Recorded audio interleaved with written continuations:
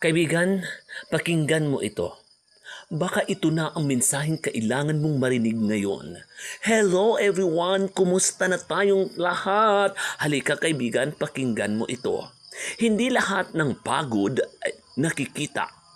Hindi lahat ng luha na ipapakita. At ang hindi lahat ng taong laging nakangiti ay tunay na masaya. Minsan, ang pinakamalaking laban ay hindi laban sa ibang tao, kundi laban sa sarili mong takot, pagdududa at boses na paulit-ulit na nagsasabing hindi mo kaya. Pero pakinggan mo ito. Kung nalampasan mo ang mga araw na akala mo hindi mo kakayanin, bakit kasusuko sa ngayon? Hindi pa tapos ang kwento mo.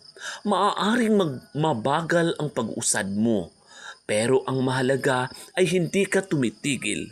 Ang bawat maliit na hakbang ay mas mabuti kaysa manatiling walang ginagawa.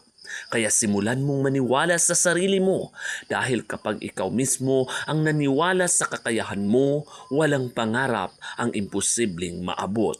Lagi nating tandaan, ang taong magbabago ng buhay mo ay ang taong nakikita mo sa salamin araw-araw at ang tamang oras para magsimula ay ngayon. Maraming salamat kaibigan. Ingat ka lagi. Bye-bye everyone.